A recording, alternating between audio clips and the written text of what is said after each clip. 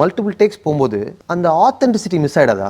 அதில் level of ஆக்டர்ஸை பொறுத்து இது மாறும். இப்போ நான் இன்றைக்கி தான் நடிக்க வரேன், திடீர்னு என் ஃப்ரெண்டு டேரக்டரு கூப்பிட்டாரு நடிக்க வரேன், எனக்கு தெரியாதுப்பா அப்படின்னு சொல்லிட்டு நடிக்கிறது ஒருத்தங்க இருக்கிறாங்க. இந்த பாதையை தப்பா இது பழனி தான்ப்பா போகணும், இது பழனி போகாதுடா, இது தாராபுரம் போகுதுடா அப்படின்னாலும் இதுதான் பழனி தான் போகும் வா அப்படின்னு அவங்களுக்கும் பிரச்சனை. ஏன்னா அந்த மல்டிபிள் டேக்ஸ் எத்தனை தடவை போனாலும் அதை கரெக்ட் பண்ண முடியாது.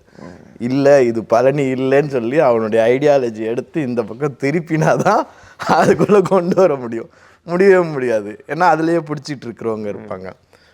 மூணாவது ப்ரொஃபஷ்னலிஸ்ட்டு, புதுசாக அன்றைக்கி தான் வர்றவங்க இருக்காங்க. அப்புறம் பழக்கப்பட்டு ஆனால் ஒரு மாதிரி சில ஆக்டர்ஸ் வந்து என்ன பண்ணாலும் அதுவா அப்படி நீ ஈவன் வந்து என்னங்க உங்கள் சித்தப்பா திடீர்னு செத்து போயிட்டாரு, அதுவும் ஆக்சிடென்ட், அதுவா அன்றைக்கி காலையில் அப்படி மாதிரி இதுக்கு எதுக்கு சிரிக்கிறாரு?